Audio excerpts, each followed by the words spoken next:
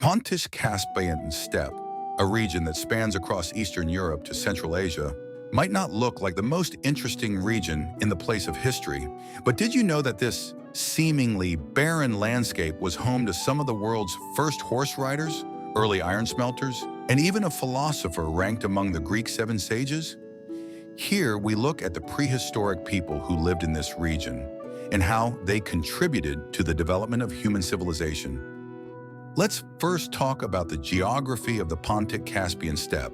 Firstly, it's a vast region stretching from Eastern Europe to Central Asia.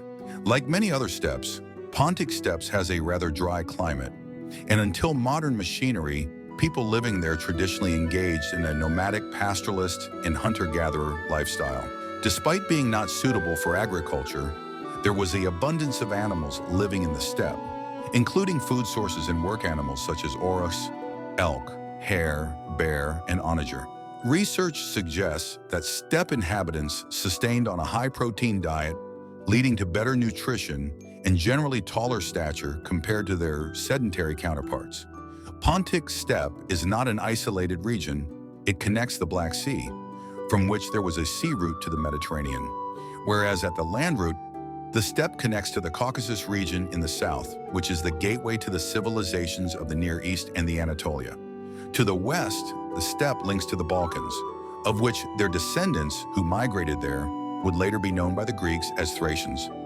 The first inhabitants of the Pontic-Caspian Steppe were the Dnieper-Donets Culture, which appeared around 5000 BC. The Dnieper-Donets Culture people were originally hunter-gatherers. Their diet was primarily high protein, with meat, fish, and nuts being staples.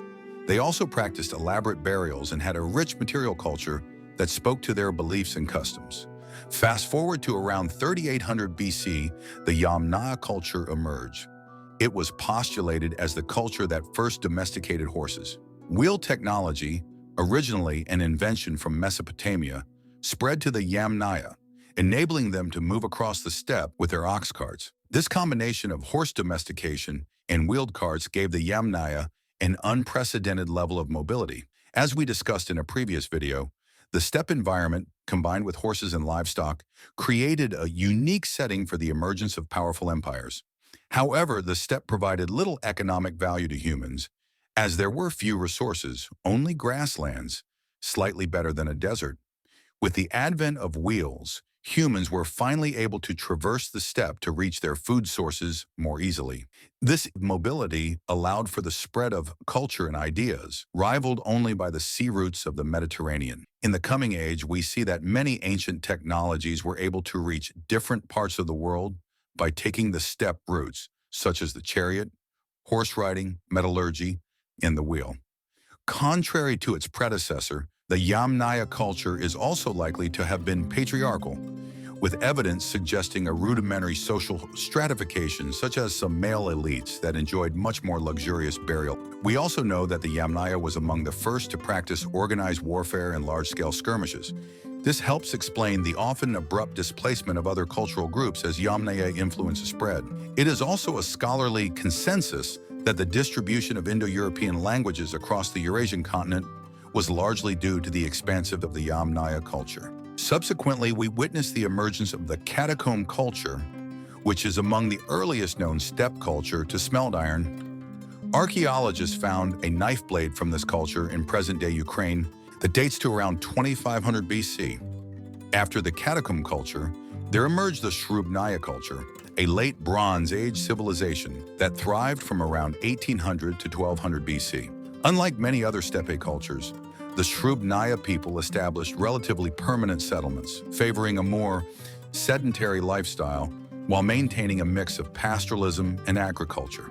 Even though the region has a dry climate, the soil is actually quite fertile, allowing for limited agriculture, especially along the rivers.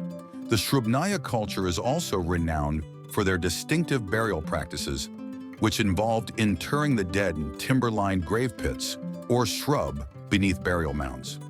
Next, we'll talk about the infamous Scythians, who forged the first known nomadic presence on the steppe that reached as far as the Anatolia and the Mesopotamian region, and who even produced one of the Greek sages, Anacharsis. But before that, please like and subscribe if you've enjoyed this video so far.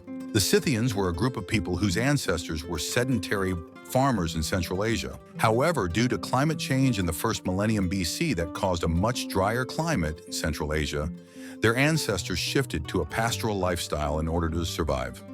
Around the 9th century BC, the Scythians migrated to the Pontic steppe from their Central Asian homeland and subjugated the local people there. Unlike the Yamnaya, who only rode horseback occasionally, the Scythians were the first known people to practice mounted warfare. This gave them a significant advantage in mobility and tactics, especially when combined with their unique composite bow and excellent iron craftsmanship.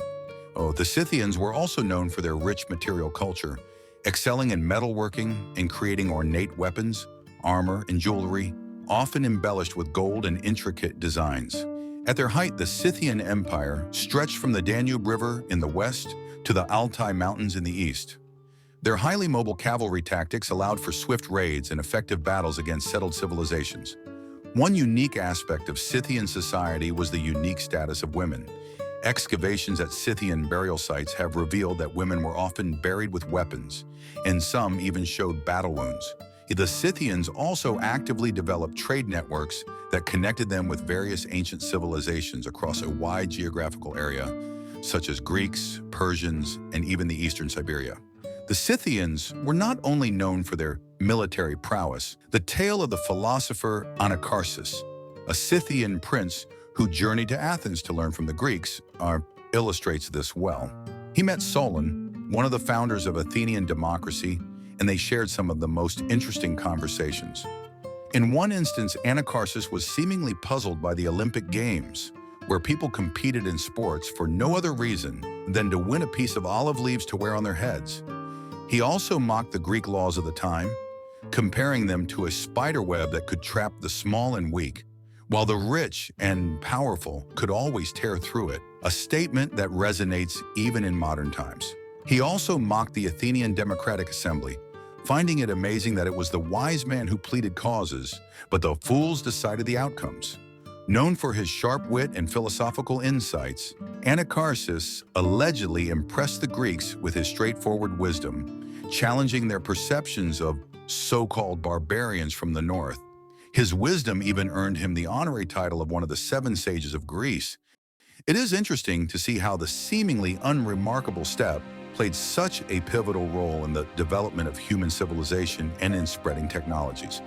For example, even though the wheel was invented in Mesopotamia, it was the steppe nomadic Pontic-Caspian culture that invented the chariot around 2500 BC. This innovation was only possible due to the transfer of technology across the steppe, connecting Mesopotamia with distant Central Asia. The steppe was, in fact, a significant predecessor of the Silk Road. Geography matters greatly in cultural development, and as we can see, there is no single path to civilization. In some history textbook, we were taught that the path of civilization involved the process of progressing linearly from primitive hunter-gatherers to pastoralism until the emergence of agriculture that allowed the diversification of labors. This idea is challenged by some historians like David Graeber. The history of the Pontic-Caspian Steppe exemplifies its complexity and diversity in social development, showing that there isn't a single, predetermined path towards civilization. Instead, as Graeber notes in The Dawn of Everything, humans have historically experimented with varied social, economic, and political structures. The civilizations are not only about the sedentary walled cities of Mesopotamia, Egypt, or Greece, but they should be also about the nomadic peoples who endured the harsh conditions of the steppe and who established trade routes that connected distant regions. The cultures of the Pontic-Caspian steppe are a prime example of this. Thank you for watching. Please do leave your comments on what fascinates you the most about the steppe. In which cultures from the steppe you think have left the most lasting impact on the world.